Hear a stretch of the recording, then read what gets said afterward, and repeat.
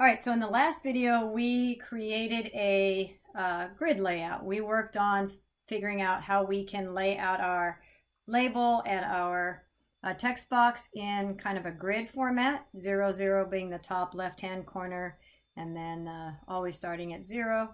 And so what we're going to do in this particular video is we're now going to create a button that is waiting for us to do something. And when we click on this particular button in this video, it's going to make the it's going to close, similar to clicking on the X here, but we're going to create a button that closes out our application, or our window. So we're going to hit quit, and then it's just going to end. So yay. All right, so how do we do that? All right, I'm going to add a comment box here. So we're going to create a button. Okay, so similar to like what we've done up above, I'm going to use the word my own variable, quit button, and then equals the word we're going to use. We used label to create a label. We use entry to do a text box. And so to create a button, we use button. Remember, we always send the parent, or in this case, we're going to send root, which is the name of our window. And then what we're going to do is we're going to type text equals quit. And what that's doing is, I don't know. Let's see, let's just run it and see what happens. Oh, nothing happened. The button didn't show up. That's because I didn't put a grid, attach it to stick it, if you will. So let's do that. Quit button dot grid. For now, I'm not going to put anything in it. Let's just see where it gets stuck. Remember that we can define rows and columns. So without defining rows and columns, where does it go? It kind of gets arbitrarily stuck there. So remember, we can say that we're going to put this one on the second row, which is row equals 1. Here's something that we haven't done yet, but I'm going to do. We've created one row with 2 columns. Now we're creating a second row, but our grid has 2 columns filled in. So what we're going to do in this particular example is we're going to span, similar to doing a merge, cell merge in Excel. We're going to do a column span equals 2. So we're going to say extend over both columns that we've created. So extend over 2, but do it on the second line instead of on the first line. And then span over, just show me, just print it out. Okay, or display it. There we go. So it's now expanding, it's stretching itself over both columns. And then we could add some padding if we wanted. That's kind of a review from last time. I'll just put Y padding. You can do whatever you want. There we go. So that looks a little bit better. But when I click on it, nothing's happening. That's because we have to write the code to tell Python what to do when I click on this button. But it says quit, yes, but Python's not that smart. So what we're going to do is we're going to create a method that, this is a little different than what we've done before, but this is okay, and we're going to do it this way. It doesn't matter why, because we're not going to get that detailed, but just know that for this we can do, we're going to create a method. We're going to define a function right here, right above our button. I'm going to call it quit handler, and I'll explain it in a minute. All right, so I'm going to use root.destroy. So that window that we created, we're going to use this method called destroy, which will just make it go away. Okay, so I purposely put this function above where I'm going to call it, and I put it above the button. So that way when I click on the button, that function will have already been loaded. If I put it after this code, so if I put it down here, when I create the button at the time of creation hasn't gotten down to this method yet, so it won't know that it exists. So we got to make sure that this is before where we created the button. And also we're sort of sticking a function here in the middle of everything where we kind of haven't done that before. But in this particular scenario, we're okay to do that.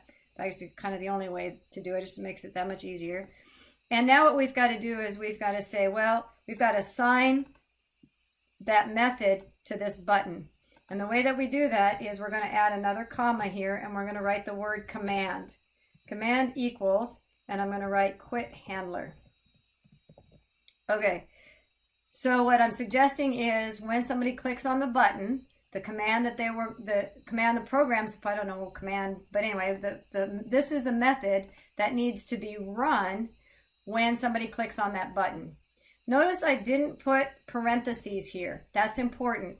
In this case, we're just saying this is what you're going to run when the user, we're just kind of defining it at the moment, but you'll actually run it when somebody clicks on it. So don't run it when you read it. When Python, when you read this line, don't run it now.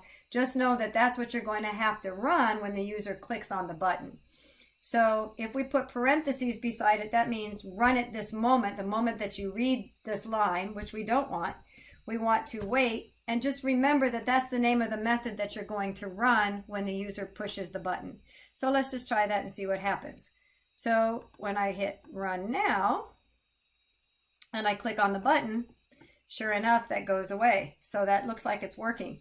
And just to be sure, you could, if you wanted to, print goodbye.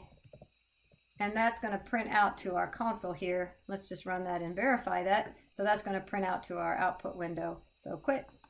And then we can see goodbye. And of course, our window went away. So what we've done in this particular situation is we are now assigning a method to our button, or an event handler is what this is called. So when a user clicks on a button, an event happens, and the event is the click. Well, what do I do? In fact, I'm missing some code which still works, but I'm going to put it in here anyway.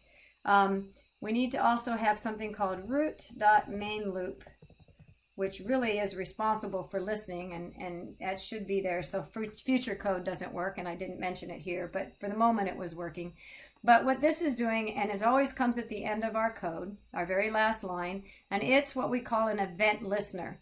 So this sets up the ability for our Python program to listen to clicks or to users typing something in at the keyboard, or key up, key down, or dragging, or anything that our user does to interact with our program is called an event. And that's kind of the topic of this particular section of code that we're writing, is event handling.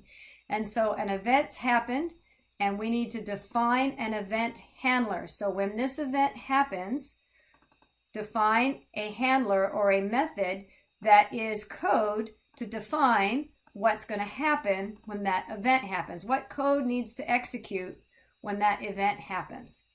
So again, when we run this, this code should have been in here already, and it would cause us some problems later. But for the intensive purposes, this setup is allowing Python to listen for events. In other words, here's an event. I clicked, but I didn't put any code to a click, so nothing happened. But I did put some code to this button. I put an event handler to this button. Here's my event handler, and the event handler says, if this happens, run me, and these are the things, this is the code I will execute. So here's where all your programming comes in. So in this case, we're going to hit quit, and our goodbye printed out, and our window got closed. So we'll do another event handler in our next video.